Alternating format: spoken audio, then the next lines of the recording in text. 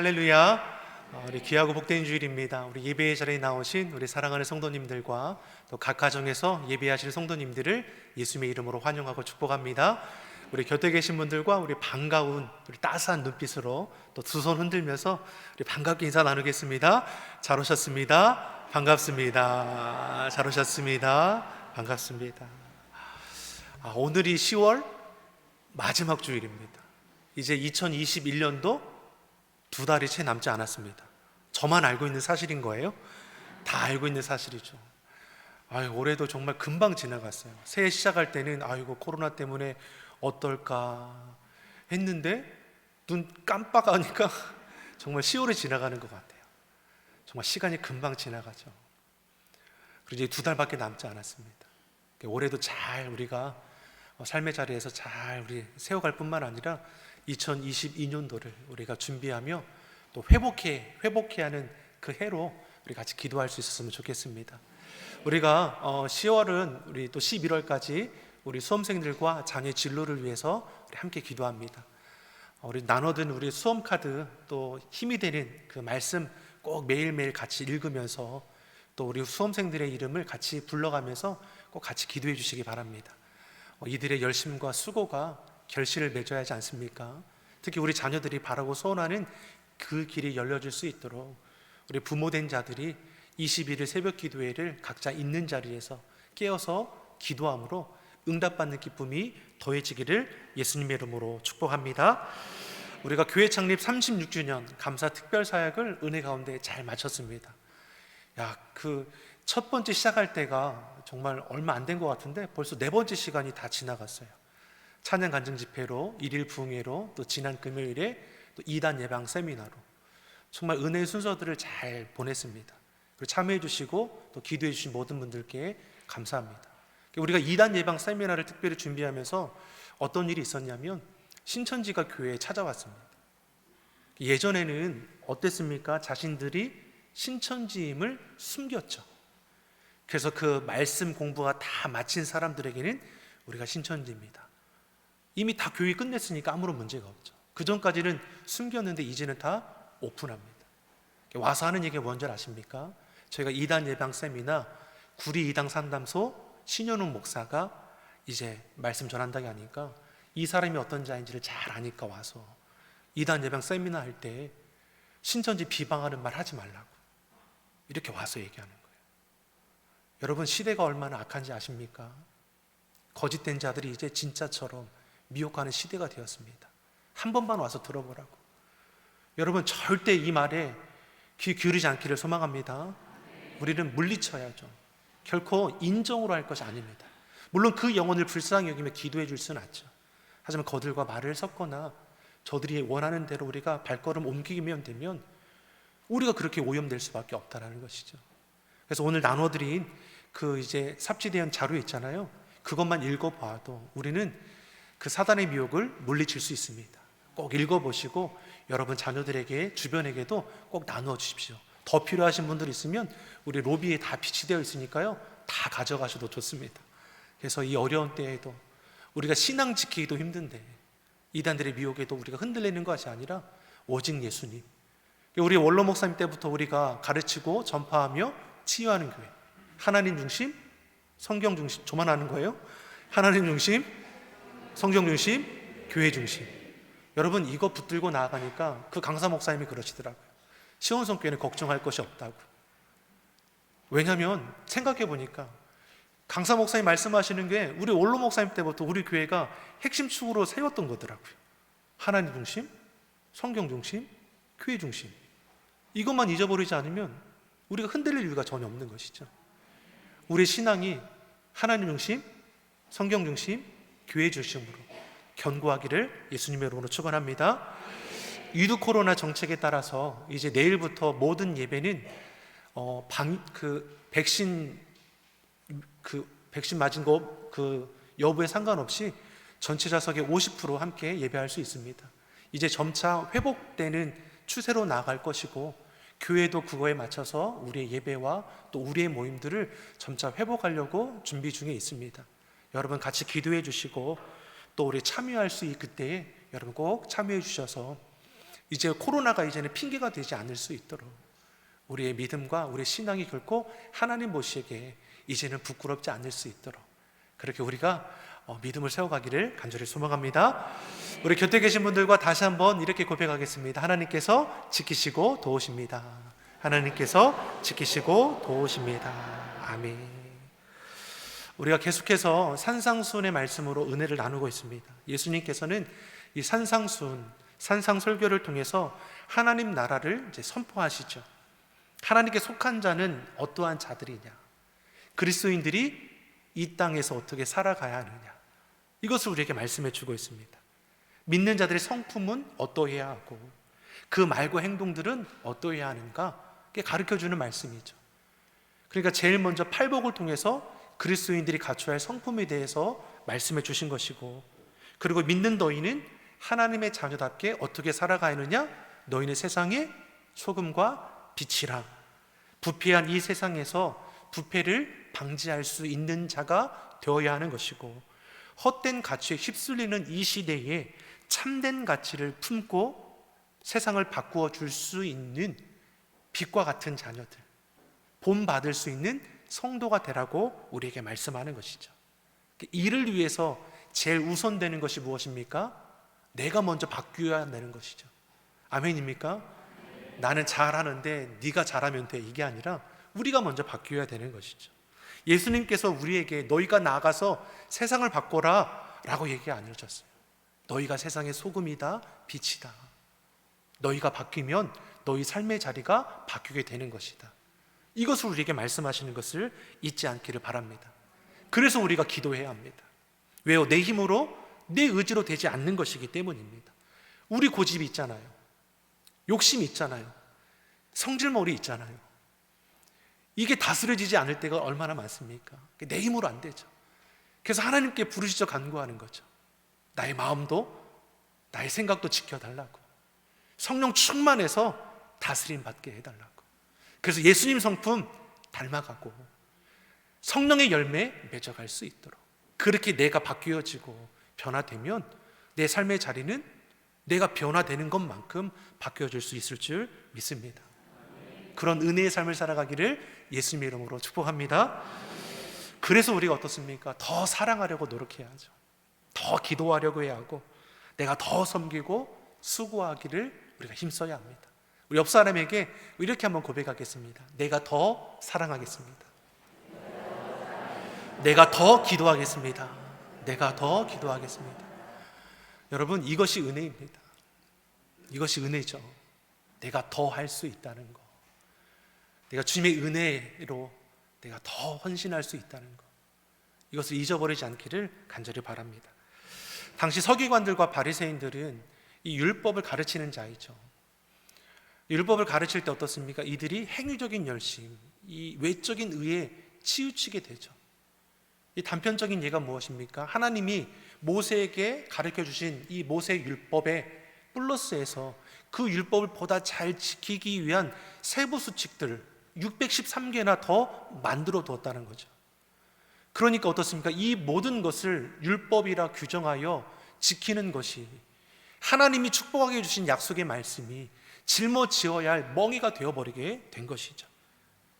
서기관들, 바리새인들이 이 하나님의 말씀을 왜곡시켜버리죠. 그런데 예수님께서는 이 산상수훈의 말씀을 통해서 율법에 담긴 참된 의미에 대해서 가르치는 것을 볼 수 있습니다. 제일 먼저 살인하지 말라. 이미 다 알고 있는 계명이죠. 하지만 이들은 어떻게 해줬습니까? 문자적으로, 행위적으로 이 율법을 지켰죠. 실제로 누군가를 죽여야 하지만 살인죄에 해당되는 것이죠. 하지만 예수님께서 뭐라고 말씀합니까? 마음으로도, 형제를 향해서 분노하는 자도, 나가라 욕하는 자도, 미련하다 저주하는 자도 똑같은 죄라라고 말씀하는 것이죠. 이게 충격을 받는 것이죠. 왜요? 자신들이 알고 있던 율법과는 전혀 다른 말씀을 하시니까. 근데 전혀 다른 말씀이 아니죠. 이미 주신 율법, 그 참된 의미, 사랑을 근거해서 말씀을 전하기에 저들이 지키던 것과는 전혀 다르게 느낀 것이죠. 간음하지 말라. 행위적인 간음에만 신경 썼습니다. 근데 하나님은 뭐라고 말씀합니까? 여자를 보고 마음에 의욕을 품는 자도 가늠한 거와 똑같다 라고 말씀하시죠. 오늘 본문에서 무엇입니까? 맹세에 대해서 말씀합니다. 너희가 듣지 않았느냐? 이미 너희가 맹세에 대해서 알지 않느냐? 그 맹세를 예수님께서는 그 율법 정신에 근거하여 말씀해 주는 것이죠. 본문 33절의 말씀을 우리 같이 한번 읽어보겠습니다.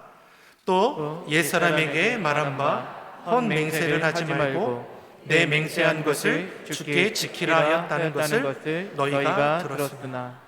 옛사람에게 말한 바, 이미 구약의 모세 율법을 가리키는 겁니다. 이미 너희가 맹세에 대해서 잘 알고 있지 않느냐? 헛맹세, 지키지 못할 거짓 맹세는 하지 말고, 혹 맹세한 것이 있다면 지키라 하였다는 것을 이미 너희가 다 알고 있지 않느냐? 레위기 19장 12절에 이미 구약에 하신 말씀이죠. 레위기 19장 우리 12절의 말씀 같이 보겠습니다. 너희는 내 이름으로 거짓 맹세함으로 내 하나님의 이름을 욕되게 하지 말라. 나는 여호와니라. 이들이 다 아는 말씀입니다. 거짓 맹세함으로 너희 하나님의 이름을 욕되게 하지 말라. 10계명의 자 3계명, 너희 하나님 여호와의 이름을 망령되이 일컫지 말라. 이 말씀이죠. 성경을 보면 맹세라는 단어가 300번 가까이 나옵니다. 참 많이 나오죠. 사람과 사람과의 맹세, 우리는 이것을 약속이라고 하죠. 하나님과 사람에게 하신 맹세, 이걸 우리는 언약이라고 하죠. 사람이 하나님께 하는 맹세, 우리는 서원이라고 합니다. 사람이 사람에게 언제 맹세합니까? 여러분 맹세한 적 있으시죠? 하나님을 향해서든 사람을 향해서든. 여러분 어떨 때 맹세합니까? 아니 굳이 맹세까지 하는 이유가 무엇입니까? 신뢰를 주지 못하기 때문에 맹세까지 하는 거 아닙니까?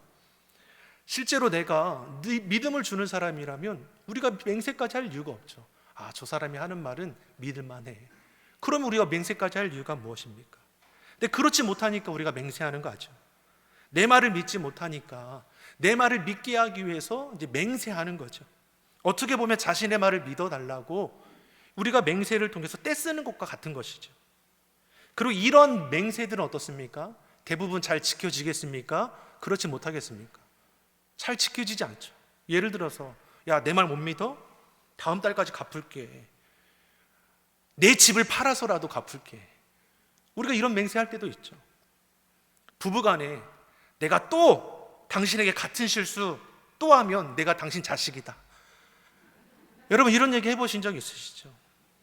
그래서 남편들이 아내들에게 다 자식 주고 받는 겁니다. 늘 그렇게 맹세하니까. 때로 우리가 부모의 이름을 걸기도 하지 않습니까? 살아가는 내 자녀의 이름을 걸고 내가 맹세할게. 여러분 이러한 맹세가 지켜지겠습니까?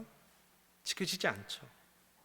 왜냐하면 이 순간만 모면하고자 하는 것이고 자신의 욕심을 채우기 위한 맹세이기 때문입니다. 이런 헛된 맹세를 우리가 하나님 앞에서도 한다는 것이죠. 그러니 예수님께서 이 맹세에 대해서 너희가 다 알지 않느냐? 헛맹세는 하지 말고 맹세한 것이 있으면 꼭 지켜라. 이 말씀을 가지고 예수님께서 뭘 말씀합니까? 도무지 맹세하지 마라. 너희는 맹세하는 것을 하지 말라라는 것이죠. 우리도 기도할 때 은연 중에 얼마나 많은 맹세들을 합니까? 하나님, 이번만 지나가게 해주신다면, 이것만 허락해 주신다면, 이번만 잘 되게 해주신다면, 하나님 제가 이렇게 하겠습니다. 여러분 다 해보셨죠? 저도 해봤어요. 이러한 서원하고 맹세하지 않습니까? 이러한 헛된 맹세가 우리 생활 가운데 참 많이 있습니다. 지키지 못하면서, 아니 지키려고도 하지 않을 거면서 우리가 곧잘 맹세하는 것이죠. 마치 이렇게 해야지 응답받을 것 같으니까, 이렇게 해야지 상대방이 믿어줄 것 같으니까, 하나님을 위한다고 말하면서 결국 내 욕심을 채우고자 할 때가 더 많다라는 것이죠. 하나님의 영광이라 말하지만 결국은 내 유익을 위하는 것이라고 우리가 볼 수 있는 것입니다. 성경을 보면 믿음의 사람들 또한 이 헛된 맹세를 하는 것을 말씀합니다. 야곱이 형 에서를 속이고 아버지를 속이고 장자권과 축복을 받고 형 에서를 두려워하여 삼촌네 집으로 도망가지 않습니까?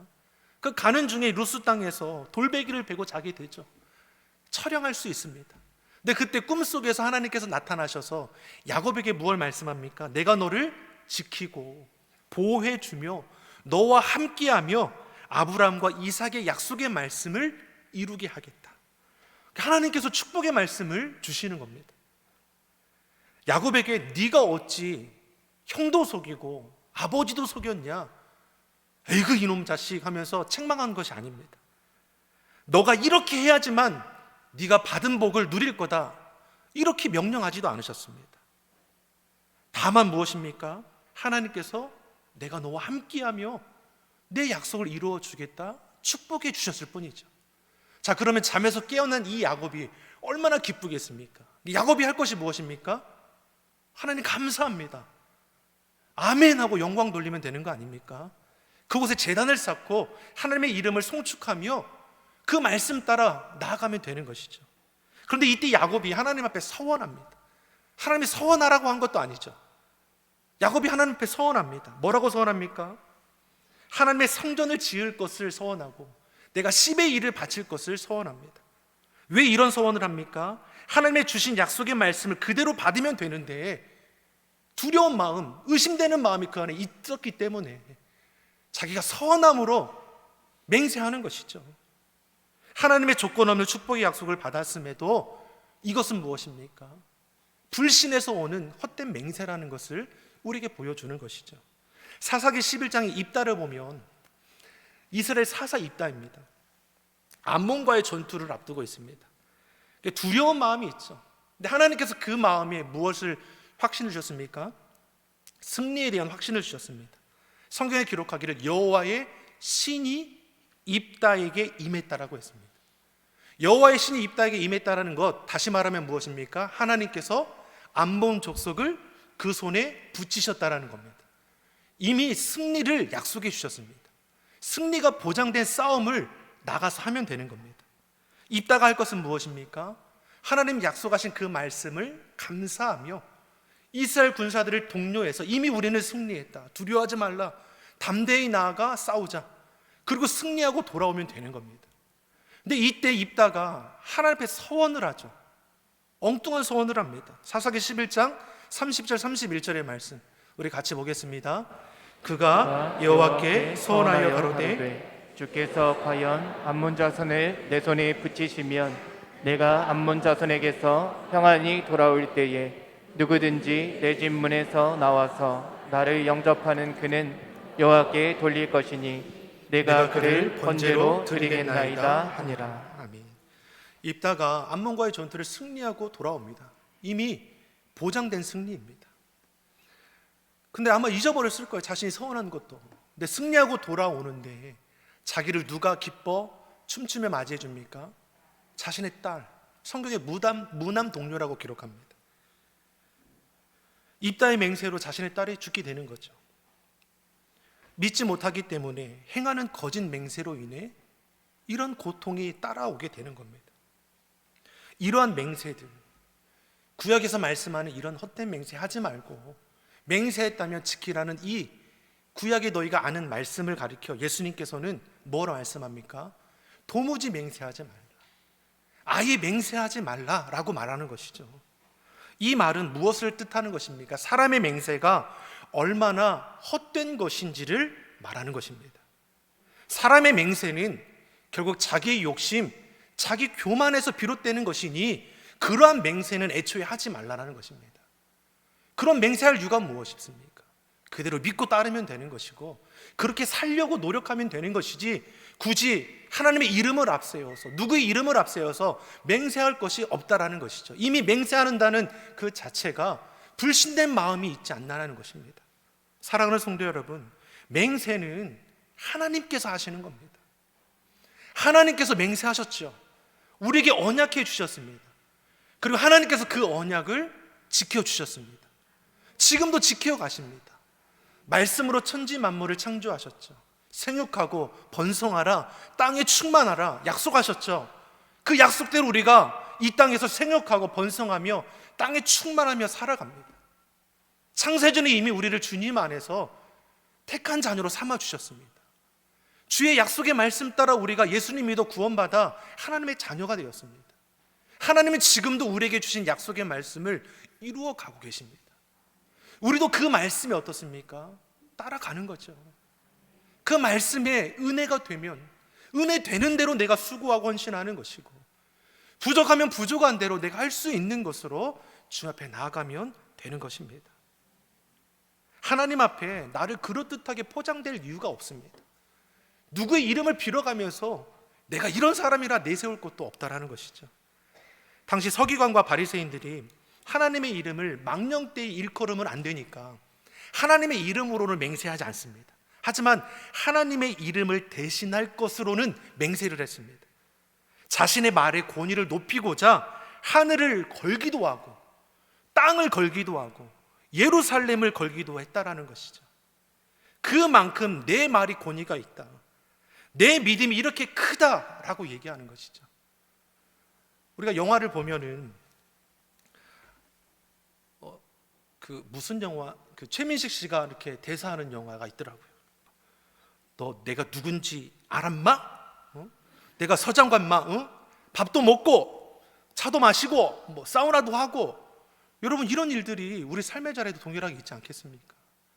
지금 바리새인들이 그렇게 하는 겁니다. 마, 내가 누군지 알아? 하늘을 걸고도 말을 하는 자고 땅을 걸고도 말을 하고 예루살렘을 내가 걸고 말을 하는 자야. 지금 이 얘기를 하고 있는 것이죠. 마태복음 33장 34장 35절의 말씀, 5장 34절 35절의 말씀 우리 같이 한번 읽어보겠습니다. 나는 너희에게 이르노니 도무지 맹세하지 말지니 하늘로도 말라, 이는 하나님의 보좌이며 땅으로도 말라, 이는 하나님의 발등상이며 예루살렘으로도 말라, 이는 큰 임금의 성이며. 아멘. 당시 서기관들 바리새인들이 행위에 열심하는 자들이죠. 외적인 의에 치우친 자들입니다. 그러니까 그 말대로 율법을 잘못 가르치는 것이죠. 이들의 가르침대로 하면 우리가 앞에서 얘기했던 것처럼 살인하지 말라라는 이 계명은 실제 누군가를 해치지 않으면 아무런 문제가 없습니다. 상대방을 함부로 대해도, 상대방을 비방하고 정죄해도 큰 꺼리낌이 없는 겁니다. 근데 예수님께서는 이들에게, 형제에게 분노하는 자, 욕하는 자, 저주하는 자, 똑같은 살인죄라고 했습니다. 놀라는 거죠. 간음하지 말라, 행위적인 간음만 아니면 아무런 문제가 없습니다. 그러니 간음하다 형제에게 잡힌 여인은 돌로 쳐 죽여도 문제가 되지 않는 것이죠. 근데 예수님께서 뭐라고 말씀합니까? 죄 없는 자가 먼저 돌로 쳐라. 다 죄인임을 말씀하는 것이죠. 나가 여인을 향해서 마음으로 음욕을 품는 자도 다 마음으로 간음한 자다. 드러난 행위나 마음으로 품은 죄나 다 똑같다라고 예수님께서 말씀하시는 거죠. 맹세에 대해서 또 뭐라고 말씀하십니까? 율법에 하나님의 이름으로 맹세하면 안 되니까 자신들의 권위를 높이기 위해서 하늘로 맹세하고 땅으로 맹세하고 예루살렘으로 맹세하는 것으로 악용하죠. 이렇게 맹세하는 이유가 무엇입니까? 자신들의 말이 그렇게 권위가 있다라는 것을 내세운다는 것입니다. 바리새인들이, 서기관들이 내가 하늘을 두고 여러분에게 말합니다. 내가 땅을 두고 여러분에게 말합니다. 내가 예루살렘을 두고 여러분에게 말합니다. 이것으로 자신들의 권위를 드러냈다라는 것이죠. 당시 서기관 바리새인들이 이렇게 맹세하여 자신들의 권위를 앞세우고 자신들의 교만함을 드러내는 것이죠.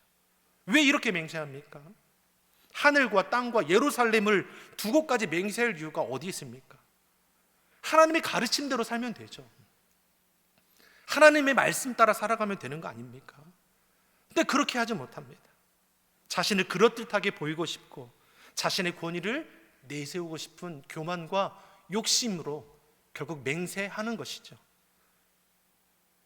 예수님께서 맹세하셨습니까? 예수님께서 가르칠 때 맹세하십니까? 아닙니다. 예수님께서는 선포하셨습니다. 예수님 하나님 말씀을 선포합니다. 믿으십시오. 따르십시오. 그 말씀에 순종하십시오. 그 말씀대로 살아가 보십시오. 그럼 약속하신 그의 은혜가 무엇인지를 여러분이 삶의 자리에서 경험할 것입니다. 그 말씀을 지키기 위해서 맹세할 것이 무엇입니까? 그 말씀을 따라 나가면 하나님의 그 약속하신 은혜가 무엇인지 우리가 경험하게 되는 것이죠. 사랑하는 성도 여러분, 우리는 하나님의 말씀 따라 살아가는 자녀입니다. 하나님이 주신 은혜로 살아가면 되는 것이죠. 맹세할 것이 있습니까? 맹세할 이유가 없죠. 주신 말씀대로 은혜대로 섬기고 나누고 베풀고 순종하면 되는 것이기 때문입니다. 이들이 하나님의 이름으로 하지 않되 다른 것을 내세워 맹세하는 것에 대해 이 또한 율법을 어기는 것이라는 겁니다. 그러니 맹세 자체를 하지 말라. 하나님의 이름이 아니라 하늘과 땅과 예루살렘 교회를 향을 맹세하는 것 또한 결국 무엇입니까? 하나님 앞에 맹세하는 거라는 겁니다. 너희가 하늘을 두고 맹세하지만 하늘이 무엇이냐? 하나님의 보좌이고, 너희가 맹세하는 땅은 하나님의 발등상이고, 너희가 맹세하는 예루살렘은 그분의 도성이다. 결국 무엇입니까? 모두가 다 하나님 앞에 맹세하는 것과 똑같다라는 것이죠. 그러니 다른 것으로 맹세하지 말라. 잘못한 것이 있으면 잘못했다라고 하면 되는 겁니다. 옳은 일에 대해서 옳다, 아닐에 대해서는 아니다 하면 되는 거라는 거죠. 오늘 보면 37절의 말씀입니다. 37절의 말씀을 같이 읽어보겠습니다. 오직 너희 말은 옳다 옳라, 아니라 아니라 하라. 이에 지나는 것은 악으로 쫓아나느니라. 아멘. 맹세할 이유가 없다라는 것이, 옳은 것에 대해서는 옳아 옳아, 아닌 것에 대해서는 아니야 아니야 라고 하면 된다는 것이죠. 그것이 마치 옳은 것을 내세우기 위해서 맹세까지 할 이유가 무엇고, 아니라고 할 것을 맹세할 이유가 무엇이라는 것이죠. 모든 것이 다 우리는 주님 안에 살아가는 자들이고 이미 주의 은혜 가운데 살아가는 것을 잊지 말고, 맹세함으로 자기를 나세우기려 하는 것이 아니라 삶의 자리에서 하나님을 인정하는 자가 되기를 예수님의 이름으로 축원합니다. 그래야 우리가 삶의 자리에서 그 약속하신 그 말씀의 참된 의미를 우리가 알아갈 뿐만 아니라 그 말씀이 능력이 되고 생명이 되는 것을 우리가 누리며 살아갈 수 있음을 믿습니다. 우리가 힘든 이 시대를 살아가지만 여러분, 말씀이 능력입니다. 말씀이 생명입니다. 말씀이 우리를 새롭게 합니다. 그 말씀을 읽고 듣고 묵상하고 늘 쓰는 것을 기뻐하며 그 말씀의 신비에 새겨서 그 말씀에 비추어 은혜가 되면 옳다 옳다 행하시고, 그 말씀에 비추어 아닌 것이 보이면 저건 아니야 아니야 하면서 경계하고 물리칠 수 있는 우리 모두가 되기를 예수님의 이름으로 축원합니다. 기도하겠습니다. 사랑의 하나님 아버지, 시대의 어려움 속에서도 우리를 지키시고 도우심을 감사합니다. 우리가 헛된 맹세, 우리 삶의 자리에서 물리치게 하여 주시고, 헛된 유혹들도 주여 물리치게 하셔서 모든 일에 하나님을 인정하며 하나님의 도우심을 구하고 찾아 나아갈 때 우리 삶의 역사하시는 크신 은혜 이루어 가게 하여 주시옵소서. 우리 가정을 지켜주시옵소서. 우리 심령을 붙들어 주시옵소서. 시대의 어려움을 넉넉히 이기며 하나님을 영화롭게 할 수 있는 모든 예배자들이 되게 하여 주시옵소서. 감사드리며 예수님의 이름으로 기도드립니다. 아멘.